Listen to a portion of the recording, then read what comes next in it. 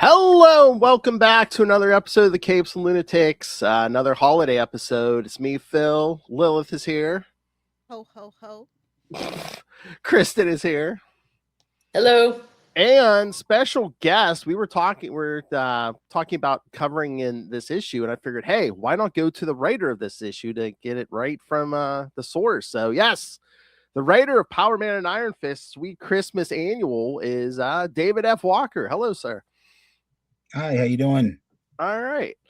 And just this it just struck me as odd is like this annual is like what, from December 2016, and I'm like, no one ever thought to put out anything Power Man related with Sweet Christmas in the title, but since that was his catchphrase since like the beginning, since what, the 70s?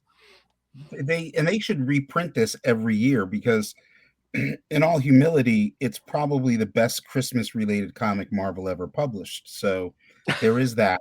And but yeah, no, it seemed like such a no-brainer. And when they approached me about it, I was in the middle of writing the series and they were like, hey, we want to do an annual Sweet Christmas annual. And I was like, again, it was like, that doesn't exist. And then my second thought was, of course it doesn't exist, because if it existed, I would know about it. I would have read it, that sort of thing. They did do a Christmas sort of themed Power Man. I think it was still when it was Hero for Hire, I think, where it was like, it was somewhere in the first 10 issues, and it was like a guy getting ready to blow up New York City or something. It was very not good, but that's, we say that.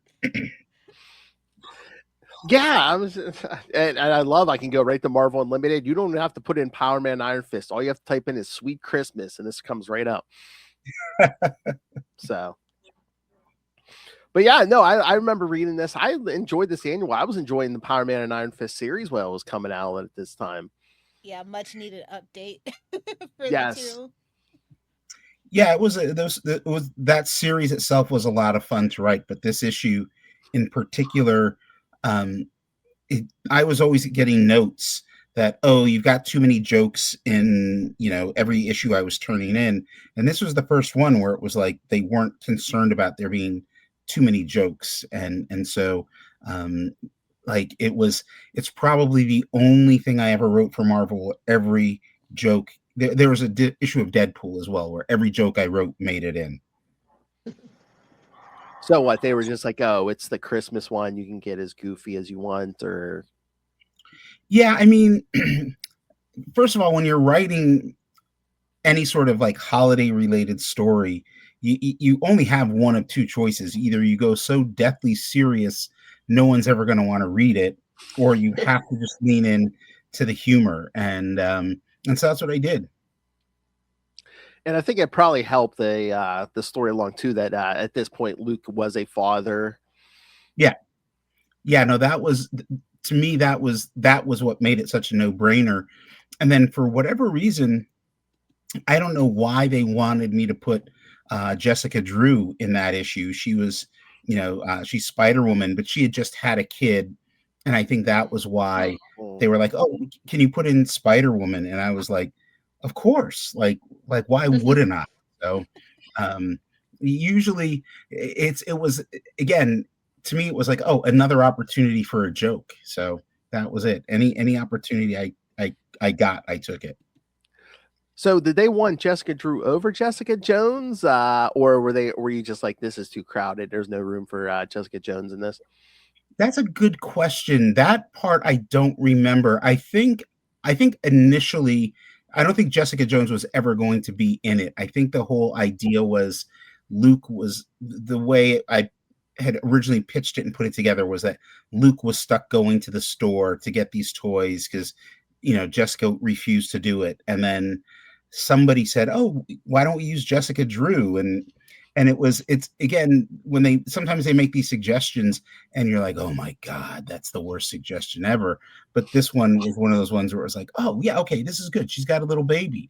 And I've always wanted, I right around that time, I had one of my friends had just had a kid, and they had this story about how they were changing a diaper and the baby peed and the pee shot in their eye and how bad it stung. And so I was like, this is the perfect opportunity to put that in a comic. So, if someone tells you a story like that, you can't not use it. Yeah, when you have a newborn, you're getting peed on. It's just a matter of where. Yeah. Yes. Does that parent now have a copy of this comic for their child to be like, "That's you"? I'm pretty sure they must. I mean, it's whenever I would do, like, if it was something that was inspired by something that really happened to a friend of mine or someone that I knew, I would tend to give them copies of that. And if it's who I'm thinking of, and I don't want to name their name names, because that's just that's not everyone wants to know that a baby peed in their eye. So, but if it's I'm pretty sure they had a copy. I mean, they might have sold it for a fortune on eBay at this point, because these things are so valuable. Right. That kid has to go to college. Yeah. You would think this one would be extra valuable because this is the actual first, like, actual Power Man, like, actual titled Sweet Christmas anything. So I've given up trying to figure out what's going to be worth money and what's not worth money. And I that was because I'm old enough to remember having bought like 10 copies of Dazzler #1 when it first came out. And maybe it's worth money now, but it wasn't worth money when I went off to college. So I think they were 60 cents a piece. So I spent, I bought 10 copies. I can't do the math, but I didn't make a lot of money on Dazzler #1 is what it comes down to. I remember people thinking they were putting their kids through college with the death of Superman. Yeah. There was always and the crazy thing is people still do that, and it's like it's a pretty limited shelf life for the things that people think are going to be super valuable. Every now and then something endures, but I tend to treat, my philosophy, with the exception of Dazzler #1, was always comic books were meant to be read. And so, I don't treat them that well. People come over to my place and they're like, "Oh my God, why is this on the floor under the table?" And it's like, well, the table was wobbly and I needed to, Oh no, we put Charlie Esser in our midst. Oh my Lord. Yeah, that's where he got it from. He feels justified from the grave right now. Oh my Lord, yes. But so who is there anyone in your life who was fun Uncle Danny Rand? And I tend to be fun Uncle Danny Rand more than anybody else. I don't have kids of my own, so I'm the one who tends to be. I've taught several of my friends' kids how to drive over the years. I don't. Very little embarrasses me, so I've actually had to have one variation or another of like the birth control talk or the just say no drugs talk to friends' kids over the years, because they're like, I don't know what to say to my kid, and I'm like, yep, I got it. I can handle this. So most of my friends' kids now there's a handful that are still in their teens, but most are like in their 20s and even into their 30s at this point. But there's been a couple times where I've gotten like phone calls from the kids and said, like, I don't understand why my parents are acting like this. Can you explain it to me? So I've always sort of been, in fact, today I was just at a birthday party for, one of my quote unquote nephews, who he's one of the younger ones. He just turned 13. And so there's a lot of, like, again, fun Uncle Dave, just because I'm always slipping up and swearing in front of them and saying things that are inappropriate. And I think that's why they all like me. Well, you write comics too. That's a cool job. Yeah. Well, in all fairness, all of the vast majority of my social circle are all working comics. So I just happen to be the most inappropriate out of all of them, because I'm the one who doesn't know how to. I never had to raise kids of my own. The most I had to do is, make sure nobody stuck when I was babysitting, nobody stuck like a fork in the light socket or anything like that, and nobody ever drowned on my watch. So that's good. You need to go make friends with some accountants or something, and then your coolness will skyrocket. Yeah, it's a little too late for me now. I think I'm stuck with the, comic book creators. We're not as exciting as most people think.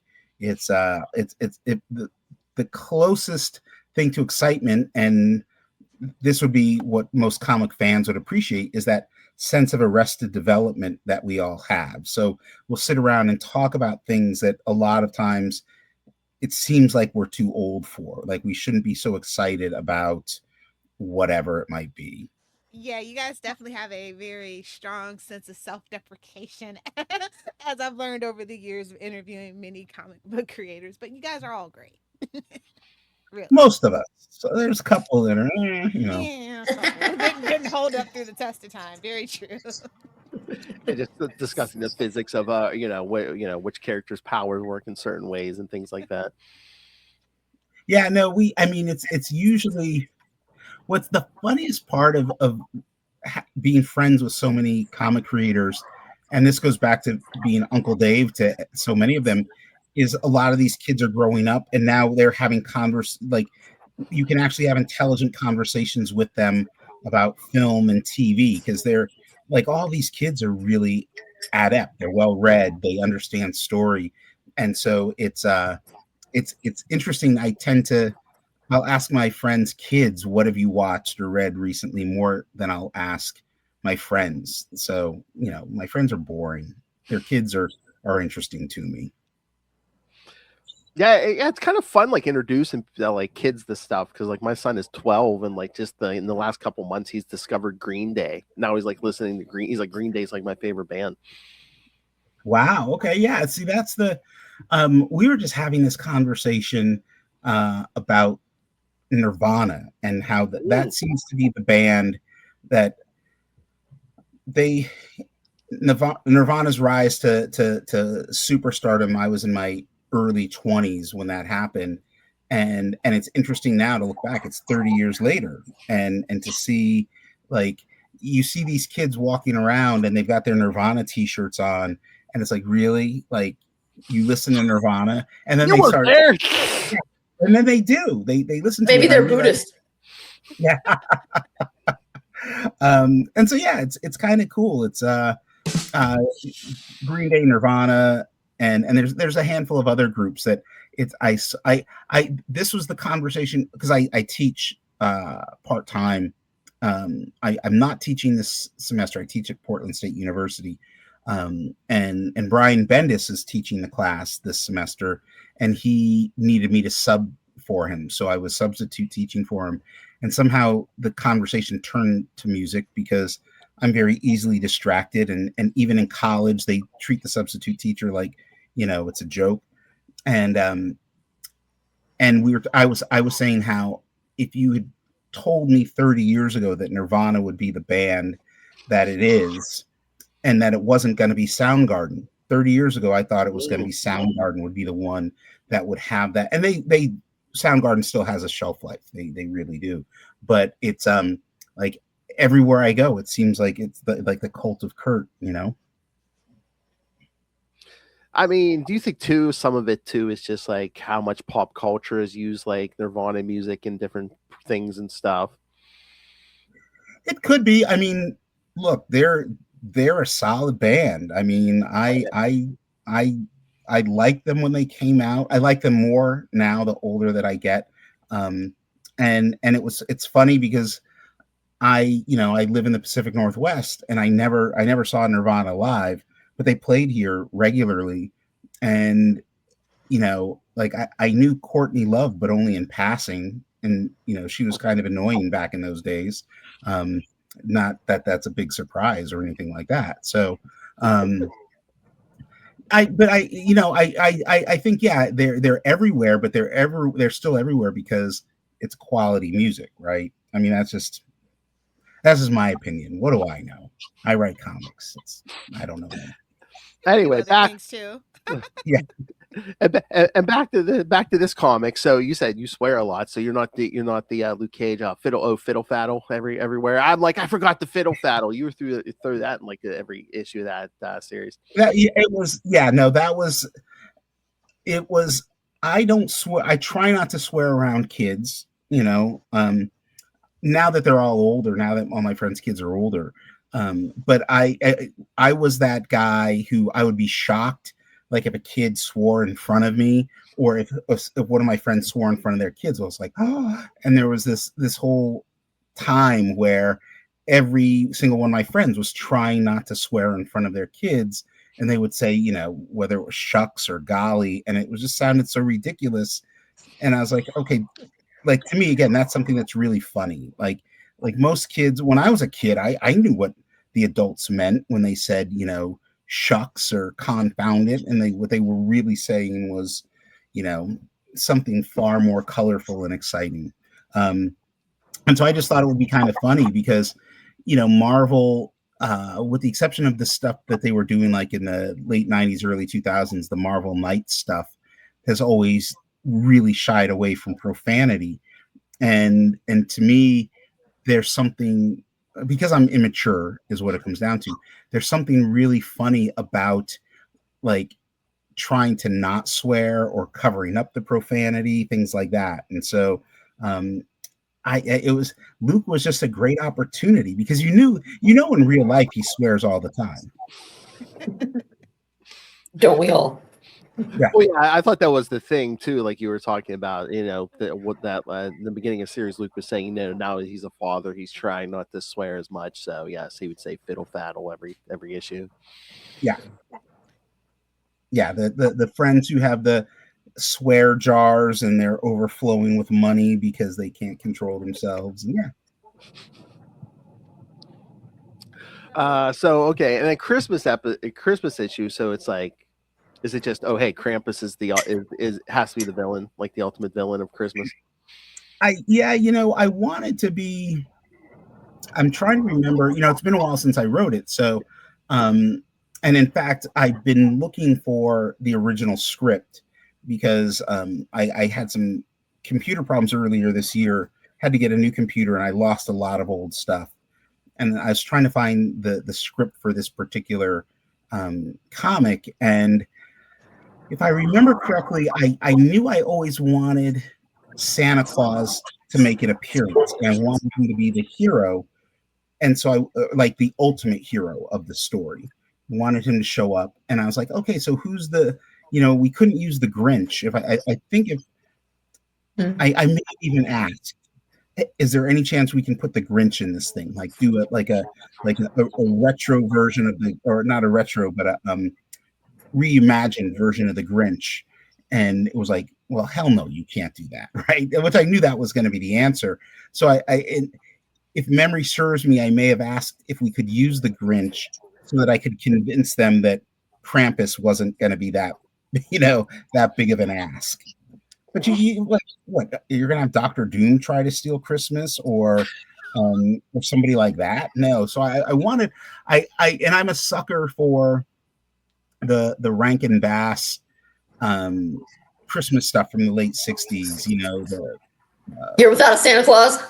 Without a Santa Claus, Santa Claus is Coming to Town, Rudolph the Red-Nosed Reindeer, all that sort of stuff. And it seems like the fact that that Krampus never made an appearance in any of those is really kind of disappointing. So I think that was also me just trying to channel some of that energy, the old Rankin Bass energy, which reminds me, I need to find my Blu-rays of all that stuff so I can watch it within the next week or so. I think you were kind of ahead of the curve with Krampus. That Krampus movie came out in 2015. You're in 2016. You were like right on the beginning of Krampus's revival. Well, there was like, there's like, I'm probably old school Krampus, right? like whatever weird stuff there was 5-6 years before that, I was probably paying attention to it. And, just like, it's funny because a friend of mine reached out to me the other day and he was like, hey, you'll never guess what I'm watching. I was like, no, what? I don't want to play that game. And he was like, I'm watching Silent Night, Deadly Night. And I was like, yeah, I've never seen that. And he was like, what? You'll watch anything? And I was like, yeah, if if my holiday movies involve like murder, I want it to be some sort of supernatural thing, I don't want it to just be a ripoff of like, whatever, a serial killer who's got some sort of weird Christmas hang up. So I prefer my most of my Christmas stories to be supernatural. Although, I do believe Die Hard is a Christmas movie, and there's nothing otherworldly about that. So It's otherworldly how good it is. there you go. Oh wow. I didn't know Chris would be in the Die Hard. Anyway. But yeah, no, you get Santa, you get Krampus, and then I'm like, okay, I'm here for it. But Damien Hellstrom, the son of Satan, okay. Yeah, that was there's two reasons I wanted him in that story. One was because I thought they're never gonna let me have him make an appearance, but it was also this idea that the son of Satan would somehow be involved in Christmas, like to bring in a whole satanic vibe to Christmas. Satanic panic. Yeah, and to be 100% honest, my an old one of my mom's dear friends was a hardcore Adam Lambert fan, right? And I thought, wouldn't it be hilarious if Son of Satan was a big Adam Lambert fan? Like, to me, it just seemed like the funniest thing.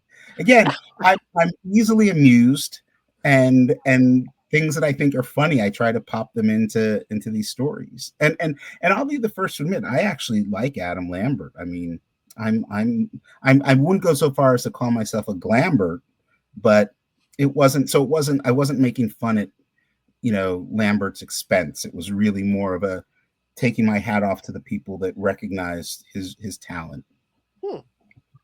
Hopefully he has a copy of this issue as well. And Son of Satan would be an Adam Lambert fan. Well, my mom's friend at that time was so hardcore of a one of the Glamberts that she was posting all over social media, which may have made the sales go up for that one. I don't know. Yeah, forget all this stuff from the before times. But no, you said now maybe if you had a signed copy, if the comic was signed by you and signed by Adam Lambert, maybe you could put your kid to college through college on that. Or maybe 1 year of college at a state school. Yeah, pretty expensive these days. Yeah, give it a shot, If it's in good condition, Oh yeah. I can't believe they didn't let you use the Grinch, because this is the Gronk from the Mighty Thor issue 444. So I'm like, no one suggested this one and done character. Oh my God, I didn't. When did this issue come out though? Yeah, this is in the 90s. This was that's Eric Masterson Thor. That's how old this is. Yeah, it was in the 90s. Yeah. I didn't know this character was there. It was a one and done character. Yeah. There's Sweet Christmas Volume 2. We know the villain now. Maybe they were sued by the Seuss estate.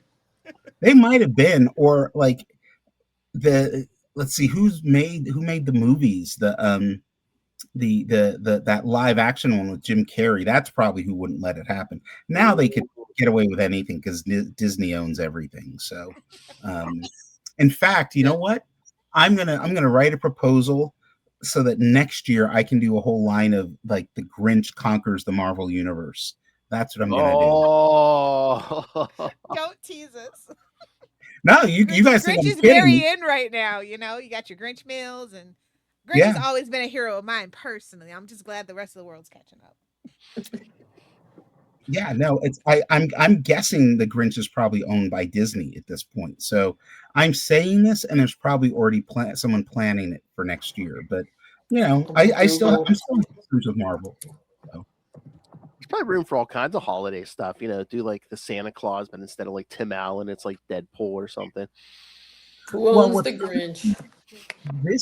This year, for whatever reason, there's a ton of like holiday and Christmas themed comics that came out. I don't go to the comic store every week. I'm not a Wednesday warrior, but I did go a week or two ago, and there was, I want to say, like 5 different holiday themed. There's Image put out 2 anthologies. There was DC had one, and I think Marvel had one too. So, and I'm a sucker for stuff like that. I mean, there's sometimes the stuff is doesn't hold up that well, but every now and then, especially like in the 70s and 80s, they would do these anthology stories, Marvel, or these anthology books, Marvel and DC would do them, and there would always be like one or two that were really solid that held up. And I did one for DC a few years back, and it was, my story kind of sucked, but it was fun to do it, I like it when they give them snazzy titles. Like, even though the stories were not all good, a couple years ago, the Halloween one was "I Know What You Did Last Crisis." I thought that was a pretty good title. And they had one at Valentine's Day that was Lex in the city, and Lex Luthor was on the cover. That was pretty good. And those are just like, they're fun. They're a lot of times they do stuff like that as they'll test out new talent, right? They'll like, hey, can you write a 10-page, Thanksgiving themed story? And like, in order to pull that off, you've got to not only have a level of confidence in what you're doing, but you usually, most creatives are a mix of confidence and total, overthinking insecurity. And you have to let go of all that insecurity and just go, okay, I'm throwing caution to the wind, and I'm just going to be really, really silly. And it's and sometimes it can be really hard to do. But I love that challenge. I love that challenge of like, are people going to like laugh at this? Or are they going to think this joke is corny? Are they going to buy into the fact that, Luke and Danny are standing in line to buy some ridiculous toy, and that the toys are actually demonic, and and then the whole thing, it's all part It's of okay. Krampus. You can just say Furby. It's okay. I can't remember. It took me back to that Arnold Schwarzenegger movie. Oh, Jingle All the Way. Yeah. I had been thinking of there's another movie, and for the life of me, I can't remember what it's called. Joe Dante directed it, but it was about these toys that come to life, and they're sort of like killer toys. They're like GI Joes that come to life. Toy soldiers, maybe little soldiers, something like that. Might be toy soldiers. I remember people talking. Oh yeah, I think that when I was was a kid, and I never saw it. But yeah, that I know that movie does exist.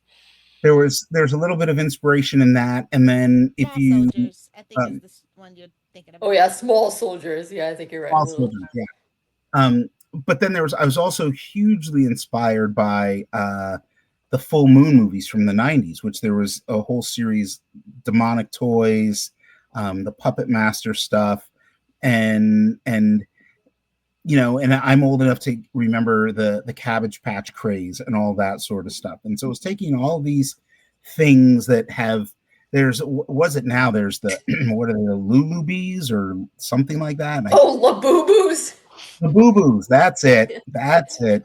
I was at a holiday thing about a week ago, and that's all like everybody is talking about. I was like, what the hell? I didn't want to let anyone know that I didn't know what they were talking about. So I, look on my phone, go off into the corner, and I'm like, oh my God, these things are going for $70 a pop or whatever. So, and like the Beanie Babies. Beanie Babies. I wish I could invent something like that and just, run off to the bank with it. Yeah, you get a little bit of a window. Yeah, it's just like a license to print money. Yeah. I'm not too old. I still I'm going to try it. That and the Grinch series. I'll put both of those on my to-do list for next year. Say, if you could combine those, the Grinch series with blind bag marketing, might be good. Who owns the rights to Krampus? I mean, a Krampus. Nobody, because it's mythology. Krampus is out of copyright. He's like Santa. Yeah. I don't know. Public domain. I figured Disney would have snatched that up or something. Well, if you need good Krampus lore, you should watch American Dad. That's all I'm gonna say. No. All right, so you got pushed back on the Grinch. Did you get pushed back on Luke's ringtone, Jingle Bells, Batman smells? Did you get pushed back? No, none at all. I was really surprised by that. Batman in a Marvel comic, I know. Yeah, it's there's things. Again, my philosophy is always you don't know till you try, right? You put it in, you don't. It's better to ask for forgiveness and ask for permission, and you just kind of keep your fingers crossed, like, okay, like there's somebody in the legal department somewhere that's making sure this stuff is okay. And if it's not okay and it got past them, it ain't my fault. I'm not losing sleep over that. But again, it was just that issue came along at a time where I was like, let's see where we can go. Let's see how far we can take things. And the fans of Power Man and Iron Fist, we were probably 10, 12 issues into it at that point. So we were nearing the end. In fact, I think I might have known that the end of the run was coming up. So it was also like, okay, let's just, once you know your title is coming to an end, it's not that you cease to care. You're like, what can I get away with? What are the sort of little nuggets that I can leave behind that will ensure my legacy at Marvel? And this was, this is it. I tell people all the time when they ask me what are my favorite things that I've written for Marvel, this is in the top 3, this particular comic. Oh, this issue or this issue? Yeah. This issue. Oh, nice. How did the book come about? Was it because the Luke Cage TV show was coming up, or was it just one of those things? Did you pitch it, or did they come to you? They came to me. I was like I said, Power Man and Iron Fist was already up and running. Sanford Green was the main artist on it, and my editor just one day was like, "Hey, we want to do a Sweet Christmas, special. Do you want to write it?" And I was like, "Yeah, sure." I mean, like, it was more like, "Thank you for asking. I will have a script to you in a couple days, or an outline or a pitch." And I think I'm pretty sure. I know I would have asked, is there a villain that you want me to use? And so Krampus, my use of Krampus may have also come down to, knowing that they weren't going to let me use the Grinch. And I wasn't going to create a new character for them that I wasn't going to have any ownership of, a stake in ownership, any equity.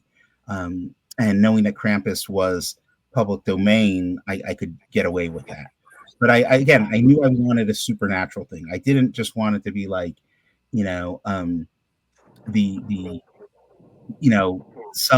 want it to be Galactus steals Christmas, or not Galactus, excuse me.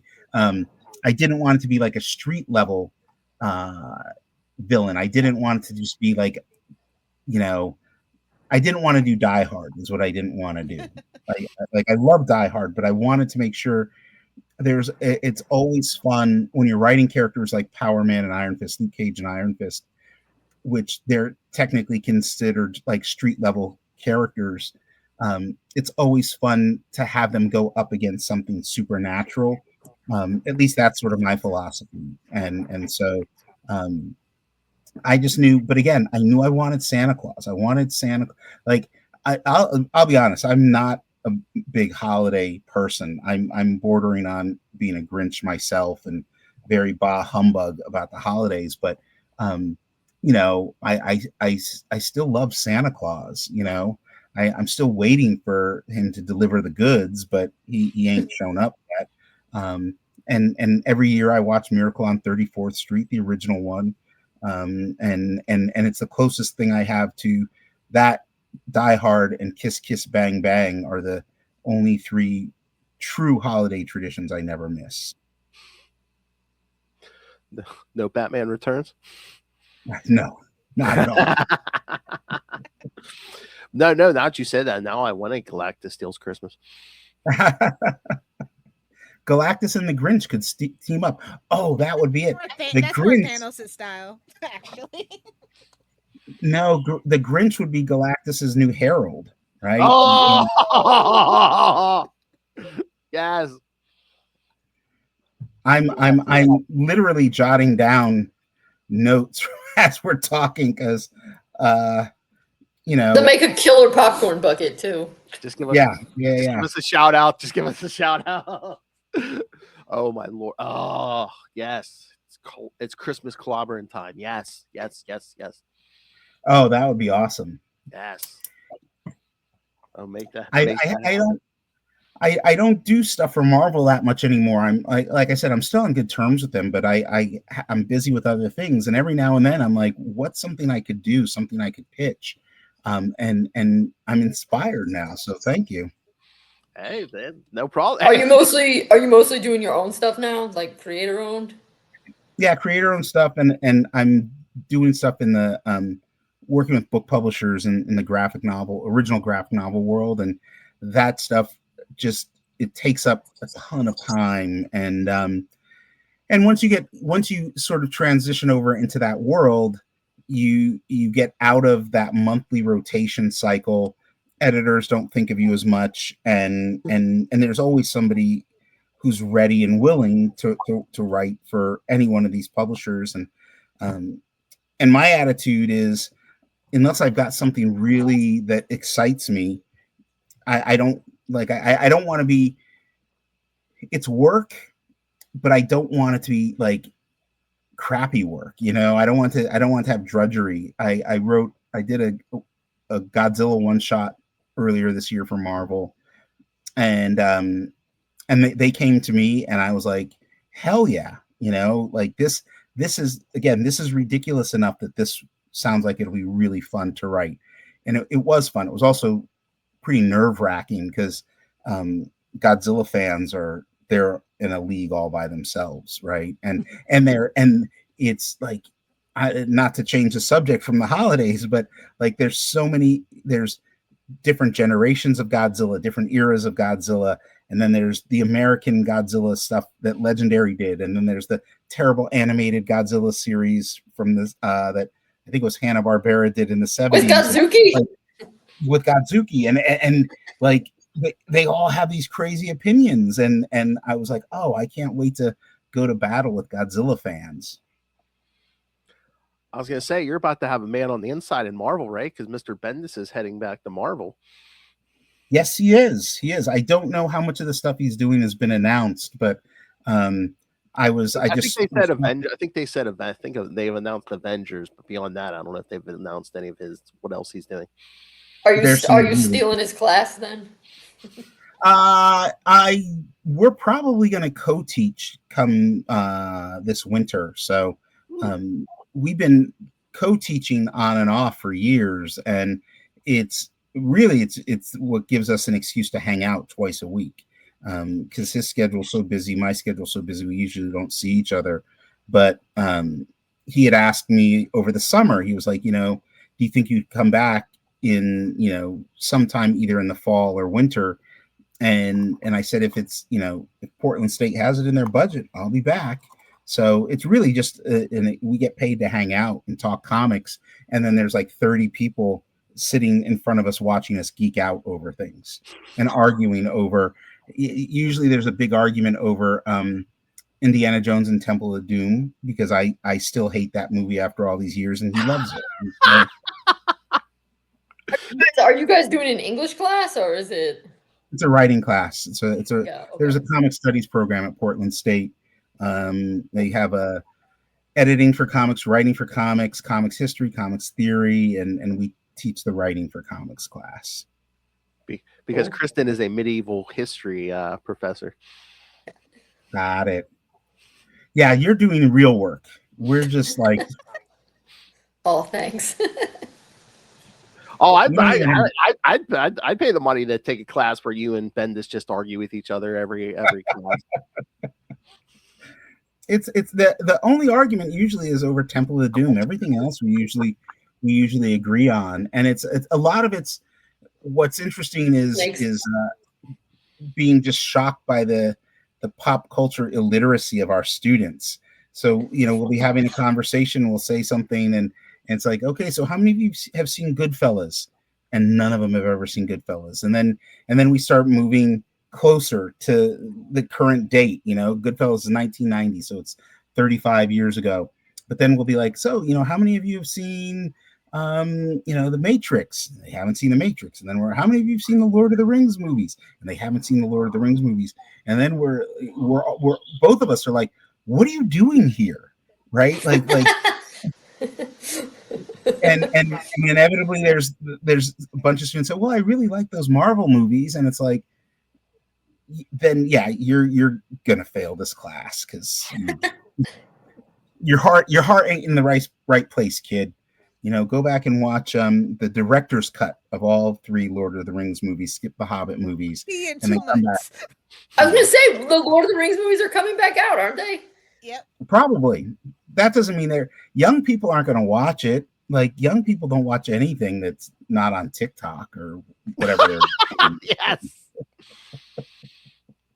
Oh yeah. And I mean, it's an older movie for me, but I teach a class about witchcraft and magic, and we were talking about possession, and I referenced The Exorcist. And then I was like, wait, how many of you have seen The Exorcist? And they were like, 2 or 3 hands. I was like, oh, guys. Well, you should ask how many read the book and then watch how many hands actually do go up. Oh God, yeah. No, it's interesting. I mean, I think that we're at a time where there's a lot of things are way more accessible than they ever were, but and I sound like an old guy when I say this, but these youngsters these days, man, they don't appreciate it. They don't appreciate what they got. So it's always interesting to me because I'll watch anything, right? I was sick last week and I'm like screwing around and I was like, the Towering Inferno is on Amazon Prime and it's free. And I watched the Towering Inferno, and then the moment it was over, Amazon, God bless them, turned on Poseidon Adventure. And did I turn off the TV? Nope. I just was in a NyQuil induced haze, and I was, watching the Poseidon Adventure, which I'd never seen before, by the way. So. Oh, and you're watching it on NyQuil. Yikes. Yeah. He wanted it to be an adventure. That's definitely an adventure. I mean, you hit a certain whatever, and it puts you in the mood. Like, I reread this annual again, and I'm like, you know what? I should go back and read that whole Power Man and Iron Fist. You should. It's good. I mean, again, I usually have for a bunch of free time around the holidays. I'm like, maybe I should read some old comics. That's and it was appropriate use of your time. Again, I'm old enough. Those 2 characters, I grew up with those 2 characters. I was reading their comics when they had their solo books. Iron Fist started out in Marvel Premiere, and then he got his own solo book, and then Luke Cage started out as it was either, I can't remember, it was Luke Cage Hero for Hire, then it was Power Man. But I've been reading those books forever, and I still have old beat up copies of that stuff. And again, it's kind of surprising that they never did a Christmas related story. It's with the redheaded stepchildren though too, Well, and that's the thing. They're really popular. It seems like they're really popular with hardcore comic fans. Mm-hmm. But there's also what's interesting is there's people who are they're fans of Power Man and Iron Fist, but they had only read 2 or 3 comics ever.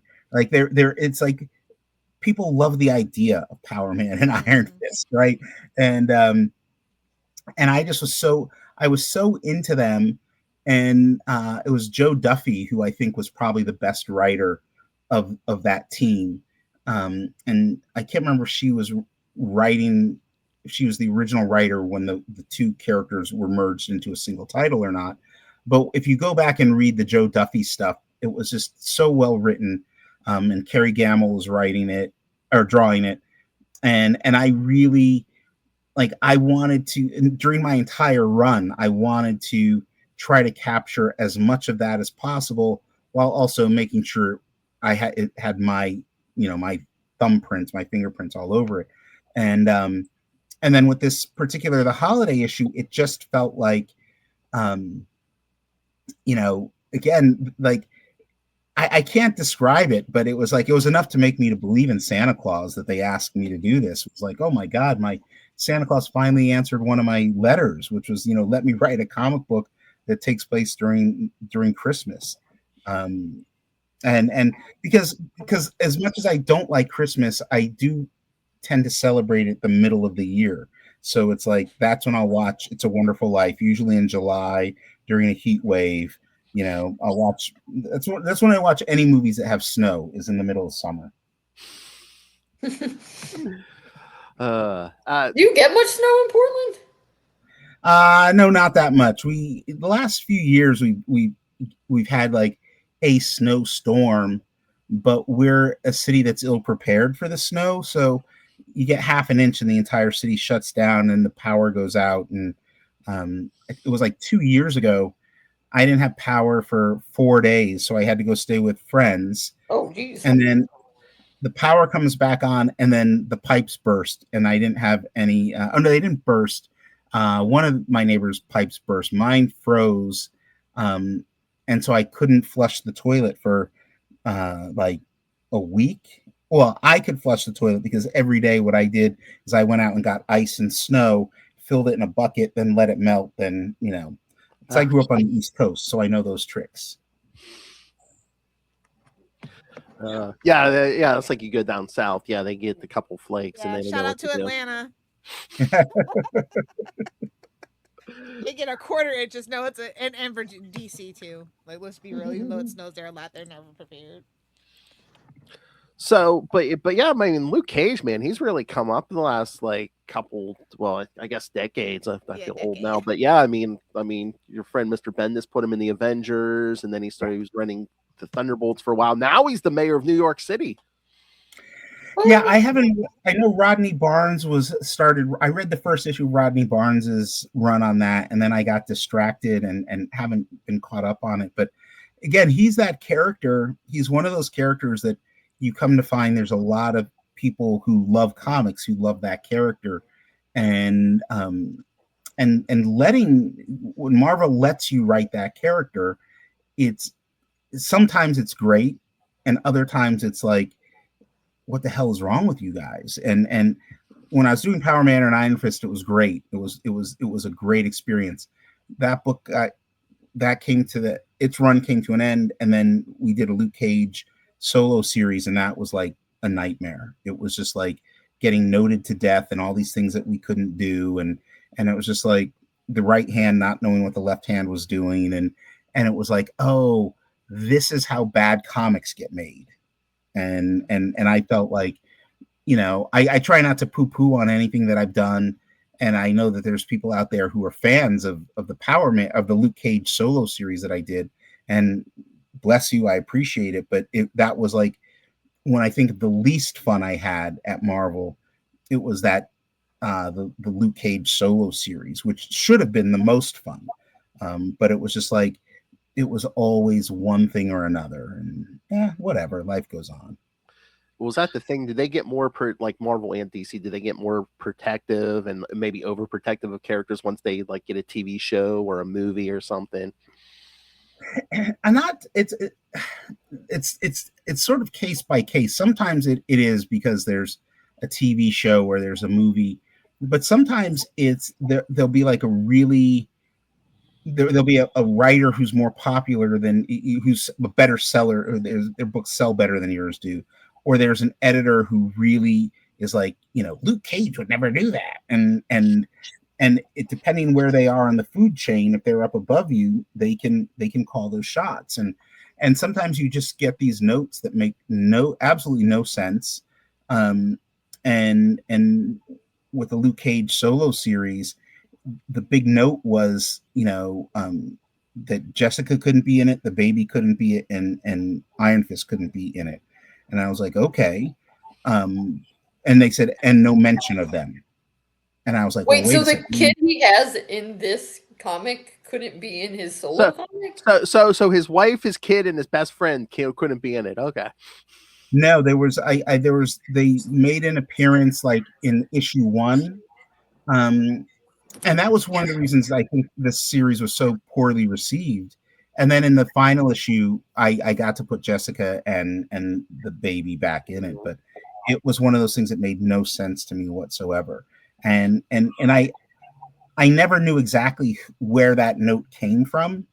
But like, the more ridiculous a note is, the more you know that it's coming from way up the food chain, and it's it's either ego or it's something that's tied to like some other part of the entertainment conglomerate of it all.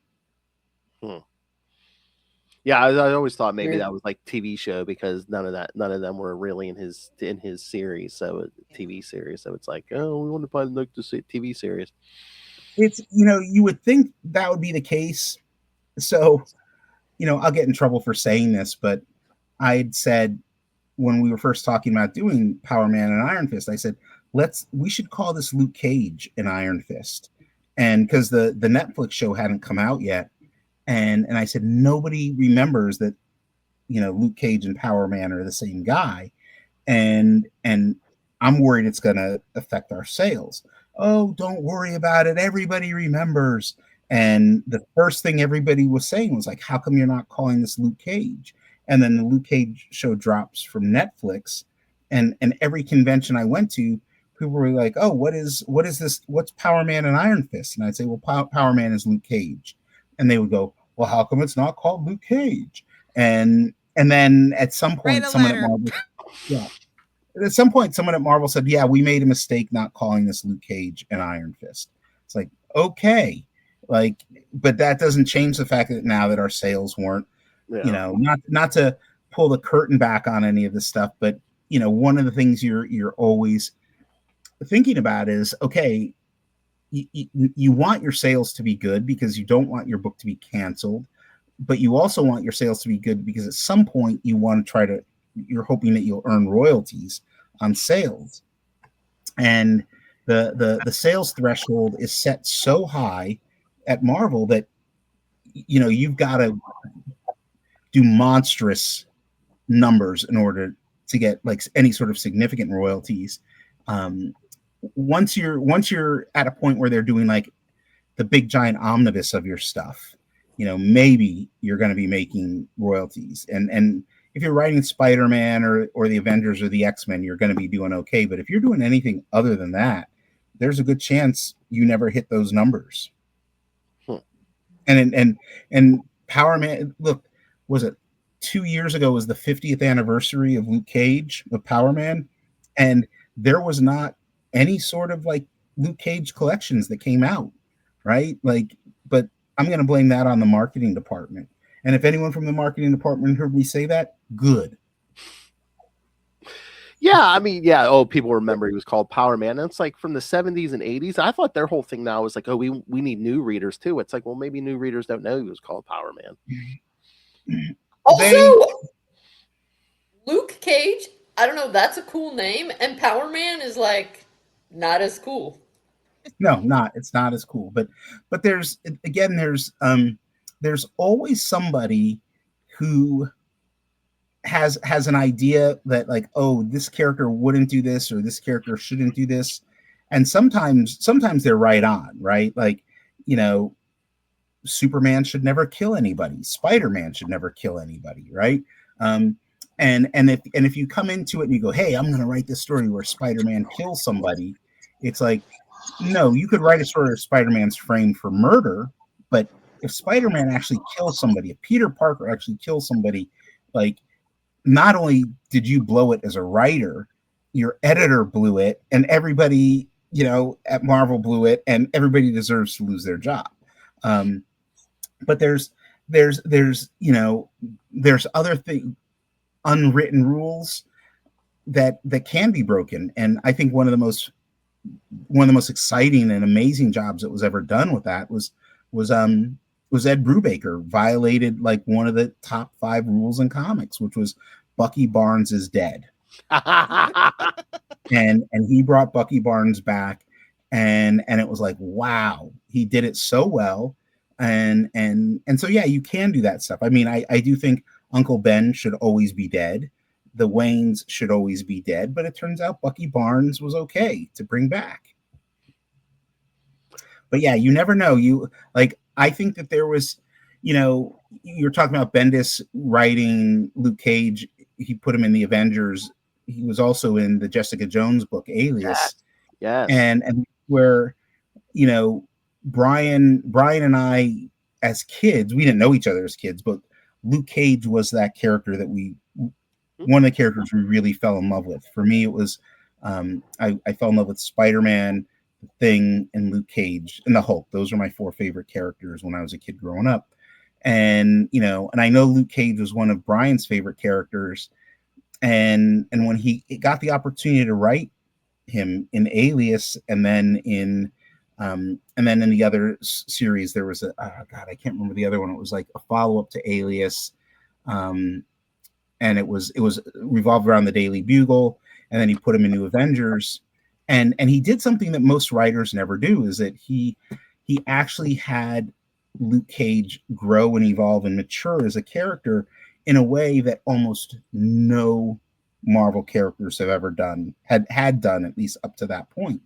And the ultimate being, he became a father, right? With the exception of Mr. Fantastic and Invisible Woman and Fantastic Four. It's very rare that comic book superheroes became parents, and I think that there's people, again, high up on the food chain that don't like that sort of stuff. It's like, they had that Steve Ditko mentality, which was Steve Ditko felt Peter Parker should be in high school forever, like the Spider-Man. Yeah, exactly. But certain things really do work when they change, and when they evolve. And so I thought that's one of the reasons I think Luke Cage remains one of the most interesting characters in the Marvel universe, was because late 90s and into the early 2000s, he had this character growth that most characters never get. Yeah. And again, I mean, that's really, after the first Power Man Iron Fist series, when it really took off as a solo character. Yeah. And if you read any of the Luke Cage stuff from the 90s, not to knock any of it, but if you read it, good luck reading it. It was it's interesting to see that there sometimes writers or teams, writers and artists, will take over a book, take over a character, and they just make it sing. And then there's other ones where it's like, yeah, let's just forget that ever existed. Let's not look at that. So but yeah, I was excited and thrilled. And when DC asked me to write a short holiday story, and it was fun. It was fun more because I was working with Gustavo Duarte, who's an artist whose work I love. But maybe it's the fact that I'm such a non-holiday person that I'm sort of obsessed with holiday comics and holiday movies, because it's everything comes with a certain set of rules, right? And if you're writing a Spider-Man story, there's going to be a certain set of rules that come with it. And if you're writing a Christmas related story, there's going to be rules. And I like those rules because I like finding ways to navigate around them. They provide really interesting challenges to try to figure out how to make it work. And so I think that's one of the reasons why I'm like endlessly obsessed with Christmas, not just Christmas movies, but the Christmas episode of TV shows and Christmas comics. And I just sort of look at it. I look at that stuff and study it and go, okay, what is, how did they make it work? How do they make it work to their advantage? It's easy to write a Halloween story, right? Because a Halloween story is you're just writing a horror story. But with Christmas, is there going to be a fantastical element? Is it going to be sentimental? Is it going to be, how emotional is it going to be? Is Santa Claus going to be in it? What are you doing? And the thing is me being a grumpy person, like as grumpy as I am, I love stories of hope and shit that puts smiles on people's faces, Yeah, it seemed like the Christmas story would be almost like it's not hard to write, but it's like everybody has an image in their head of what Christmas is supposed to be. Yeah. And I'm actually working on it's going to be an independent probably self-published Christmas story, graphic. It'll be a graphic novella, just because the artist I'm working with is a good friend of mine, but he's got a life and a job that makes drawings, he doesn't have a lot of time for it. But mine is sort of like a Death Wish meets A Christmas Carol. It's not like superhero stuff, but it's like the most violent Christmas story you could possibly imagine. Oh, wow. With just a hint of A Christmas Carol, which is another thing I'm obsessed with. I'll watch any version of A Christmas Carol. Muppet version's the best, and you can argue with your mama. You ain't gonna argue with me about it. I'm not gonna argue with you about it. Everyone's got their favorite, Yeah, okay. So that was gonna be my next question before we go. What do you have going on now? So do you have anything besides that going on? Right now, I have because I'm doing stuff in the original graphic novel world. I've got a book that I've written for 23rd Street Books. It's being drawn by Ben Bishop, who has been doing a lot of the Teenage Mutant Ninja Turtle Last Ronin stuff. And I have no idea when that one's coming out. And then I'm putting together some pitches and proposals for graphic novel stuff, but I'm all the like comic stuff. By comics, I mean anything under 40 pages. It's all stuff that I'm just sort of self-publishing right now. The comic market, the retail market, and the publishing industries in, not in the best of shape right now with the bankruptcy of Diamond. Stores are I'm not going to say they're being more conservative in what they're buying. They're just buying more copies of, Batman, Deadpool than anything else. And so what happens is it doesn't matter what publisher you go to, if they don't make money off of the book that they pay you to do, they hold that against you, right? And so it's like, okay, why would I don't need to put all my energy into a book for you that isn't going to sell well, and then you're going to punish me for it because of whatever circumstances. So I'll just find an artist and put it out myself, and I'm having fun with that. I just put out a graphic novel earlier this year that I funded through Kickstarter called the Death of Bobby Hart, and I'm doing another Kickstarter project that'll probably be in March. I'm hoping to do 3 next year, and I have more fun doing that. I don't have to answer to anybody. Nobody yells at me. I sometimes have to yell at people, yell at artists. Where the hell's the work, And they, oh, you want to get paid? You want to get paid? Finish the pages, then I'll pay you. But yeah, so that's it. But I'm gonna pitch this Grinch thing to Marvel. Oh yeah, do it. All right. Well, Mr. Walker, thank you for your time. It's always a pleasure talking to you. Thank you. Please have a sweet Christmas. I'm gonna have the sweetest Christmas. There's gonna be no fiddle faddle in my Christmas. Oh, none nice. of that. That's a high bar. All right, everyone. Thank you. The great David F. Walker. Go read his stuff. Go take his class. Care. Thank you, sir. Yep.